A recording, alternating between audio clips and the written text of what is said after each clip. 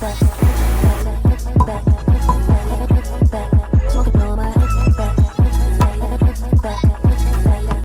purchased the shower head replacement and the filter. They came together. The direct link is going to be in the description box, of course. There were a lot of options online, but I liked the look of this one and I liked the price because I saw some going for like $200, but this was between like 30 and 40, I believe. So that's going to be the handheld, and then I showed you the ultimate shower head. This is the connector that connects the hand one to the main base. And also, if you really want in-depth instructions on how to do this, you should just search replacing Harju filter. This is where the filter is. Because, you know, I'm just a girl. I think I did a good job. Like, mine isn't leaking or anything like that. But, and so it comes with two filters. One is already in the silver thing, and then this is the replacement filter, and I think you're supposed to replace it every 3 months. And it came with everything that I needed, except I had to buy a wrench to get the old shower head off because I tried to just twist it, which didn't work. Obviously it didn't work because the water would be leaking everywhere, and that is the connector to all the things. This is going to be to prop the handheld thing up. This tape is super important. You use this around, like, I'm going to call them joints, each joint, in order to make sure that it's not leaking. And it's like a tape, I believe. And I low-key did not notice it. It came with a little wrench because I'm not a home improvement girl. But let's go ahead to the bathroom. I'm using the pink stuff to clean off the surface of the old shower head because I've never taken it off. Obviously. And then I'm using the tape to go around. It said go around 2 to 3 times for a secure barrier. So I'm just going to do that. And the tape doesn't really let you rip, so I had some scissors handy. And I'm grabbing the piece. No, I'm grabbing the filter, so it goes filter first. And turning it, you know, like righty-tighty, lefty-loosey. I had to move. I couldn't get like a good grip. Of course, I had just gotten my nails done too. That's why plumbers and stuff don't have nails, right? Is that plumbing? Anyway, I already connected the middle piece and the hose part and the head. I'm just twisting that on there.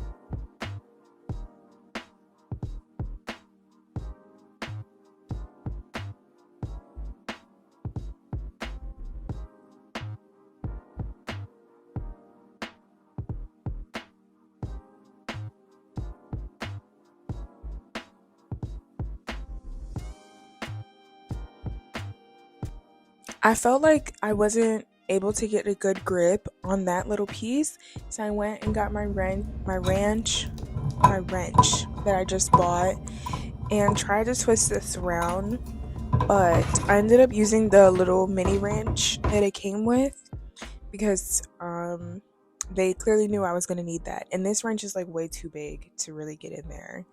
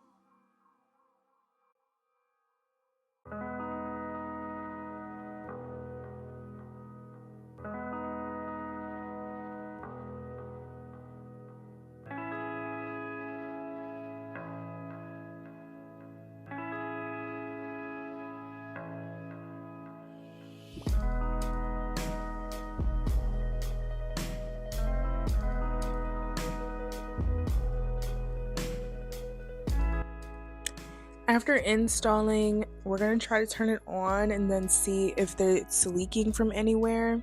I couldn't figure out, like, this thing does not fit in the holder. I ended up finding a way to balance it, which I'll show you later, but let's turn it on. The first time I turned it on, it was leaking from some of the pieces, so I went back and added tape to every connecting part, and then I did not have that problem anymore. So just know that for future reference. I just took those braids down, and now I get to go try my new shower head filter. But first we gotta detangle. I'm using my wide tooth comb, and today I'm just going to be using water to detangle. My hair didn't feel particularly dry or anything like that, and I don't have any detanglers that I like right now, so water did the trick. And I'm going to go, I usually divide my head by 3 sections, so down the middle in the front, and then the back is just one big section. That's how I do it.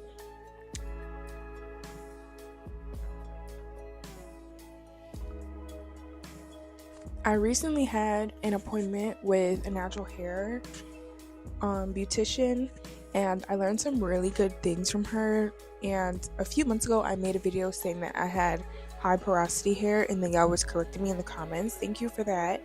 I think it's just hard to differentiate, but what she told me is that my hair is definitely low porosity. Like, when she was drying me, she put the cap back on the wet part, which I also do. And she was like, damn, your hair dries really fast. And I'm like, okay, so that means I have low porosity or high porosity. And she told me that most of us, us sitting in row 4, we have low porosity hair. And high porosity hair is usually a result of having your hair chemically treated. And while our needs are different, the way that it absorbs moisture is so important to know.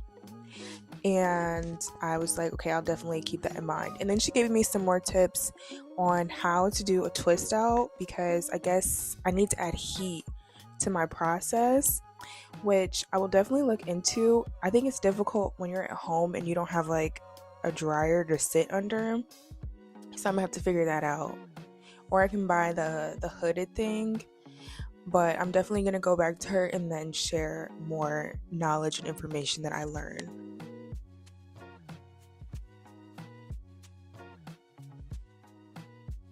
Mind you, my hair is filthy and weighed down by the braiding gel, but look at the shrinkage here. That is crazy.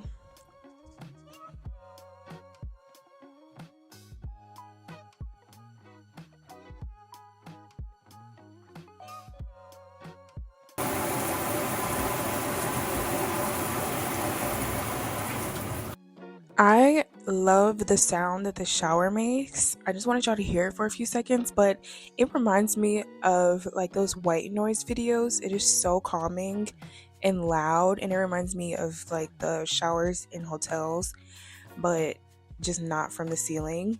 And my hair got wet really fast, and like I just said, my hair is high porosity, so it usually takes a little minute to drench my hair. But you see, that was a cool little like 3 seconds that I dipped my hair in, and it's looking really thick and full, which I love. Like I've been saying, I can't wait to do a twist out or a braid out or something like that. I was gonna try to see if I can do a wash and go, but I think I need to like sit under the dryer. And I'm using my Mizani clarifying shampoo, working that through. I need to get the bag. Because I just took my braids out, so I really need to clean all that excess out. And I hate seeing like when my water is dirty. I just feel like I'm dirty too. I try to be very thorough when it comes to shampooing my hair, because if you mess up this step, then all of your natural hair routine will be messed up. And you can't really complain about not being able to do your hair or not getting salon quality results if you don't put in as much effort as they do, because I'm sure that your beautician does not like half wash your hair, And I'm gonna go ahead and rinse my hair. I feel like This shower head makes it so easy because I was using like a tiny one before this, but it just covers like my whole head and I love that. And now it's time for my second shampoo, and I'm going to be using the Sacred Hydrating Shampoo again. I know it's kind of repetitive me using the same products over and over again, but Sacred specifically only works when you keep using it. So I would love to be the type of reviewer that just tries new things. But when it comes to natural hair, it just kind of doesn't work like that. And as you can see, the lather on this is just kind of unmatched. Like, nothing has ever worked like this, not on my hair at least. I'm also using my Tangle Teezer around my head, and this is both for scratching the scalp and really getting in there, so I don't have to use my nails, because sometimes hair gets caught around like my cuticle area when I need like a fresh set. And typically I would also massage it in the front of my hair more because I do lay my edges and I just want to make sure I get all that product out of there. Also, scalp massages are really good for stimulating hair growth.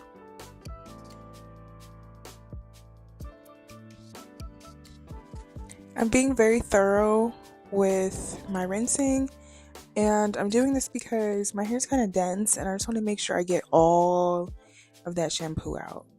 I'm not doing a deep condition today, and the reason for that is because I was scrolling on the TikToks and I found that this hairline is called Skala, and they are a Brazilian based brand and they have a bunch of natural hair products, and they have things for different hair curls and patterns and everything like that. So I ended up buying this aguacate. Aguacate is in Spanish, but in Portuguese I think it's abogate, and it's a 3-in-1 hair moisturizing thing. You see I'm trying to read it, but it's all in Portuguese. I thought maybe a part of it would be in English.